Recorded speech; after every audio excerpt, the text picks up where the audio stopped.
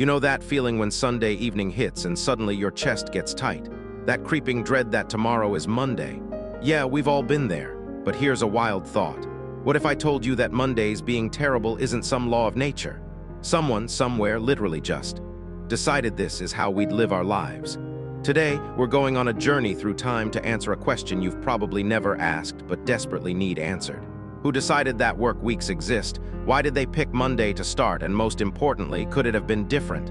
Because here's the thing. For most of human history, there was no such thing as a work week. No Mondays. No TGIF, just life. So what changed?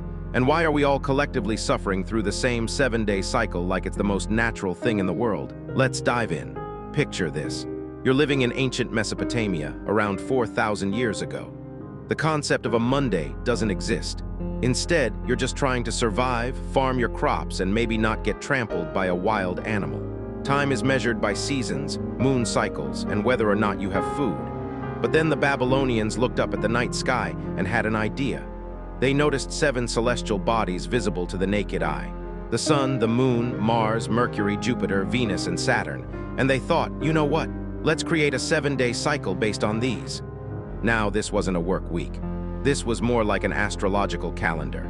Each day was named after one of these celestial bodies, which is why even today, if you look at languages around the world, you'll see these connections.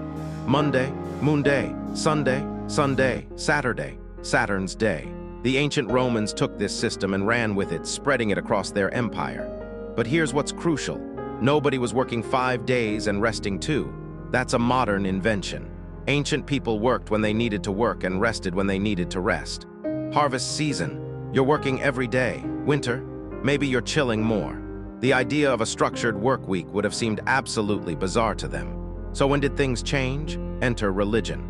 Specifically the Abrahamic religions, Judaism, Christianity, and Islam. The Hebrew Bible describes God creating the world in 6 days and resting on the 7th. This became the Sabbath, a day of rest. For Jewish people, that's Saturday. For Christians, it shifted to Sunday after the resurrection of Jesus. And for Muslims, Friday became the holy day for congregational prayer. Suddenly, you had religious communities structuring their weeks around a day of worship and rest. But even then, this wasn't really a work week as we know it. Most people were still farmers or craftspeople working for themselves. They'd rest on their holy day, sure, but the other 6 days, they worked as much or as little as their circumstances demanded. There was no boss standing over them saying, "You need to be at your desk by 9 a.m. sharp." The real shift came with something that changed everything about human life. The Industrial Revolution. It's the 1800s. Factories are popping up everywhere. Steam engines are roaring. And suddenly, instead of working for yourself on your farm, you're working for someone else in a factory. And factory owners quickly realized something. They could make more money if workers were there all the time. We're talking 12, 14, sometimes 16-hour days. 6 or even 7 days a week. Children working alongside adults. It was brutal. And Monday through Sunday all started to blur together into one endless nightmare of labor. But workers began to push back. Labor movements formed and they demanded something radical. Time to rest. Time to live. The fight for the 8-hour workday began with a simple slogan. 8 hours for work, 8 hours for rest, 8 hours for what we will.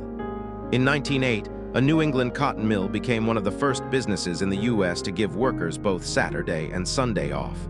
Why? Well, Jewish workers wanted Saturday, Christian workers wanted Sunday, and the mill owners realized, why not just give everyone both days and make everyone happy? Then in 1926, Henry Ford did something revolutionary. He gave his Ford Motor Company workers a 5-day, 40-hour work week. Not out of the goodness of his heart, mind you. Ford realized that if workers had weekends off, they'd have time to drive around in the cars he was selling. Capitalism at its finest, folks. By 1940, the 40-hour work week became U.S. law. And because America's economic influence spread globally, this model became the standard in much of the industrialized world. But here's where it gets interesting. Why does Monday feel like the start? Historically, many cultures actually considered Sunday the first day of the week. Look at a calendar from some countries, and Sunday is still on the left. But in practice, because Sunday became the day of rest in Christian-majority countries, Monday naturally became the return to work. It's the day the work week begins, that psychological shift from freedom back to obligation. That's why Monday has its reputation. It's not the day itself that's cursed. It's what Monday represents, the end of autonomy and the beginning of obligation. So there you have it. Mondays exist because ancient Babylonians liked the number 7, religious traditions carved out rest days, and industrial revolution factory owners needed to schedule labor. The 5-day work week. That's only about a century old, a blip in human history. Which means one thing, it's not set in stone. The future of work is already changing. 4-day work weeks are being tested around the world with incredible results. Remote work is redefining when and where we work. Maybe, just maybe, future generations will look back at our Monday-Friday grind and think, why did they live like that?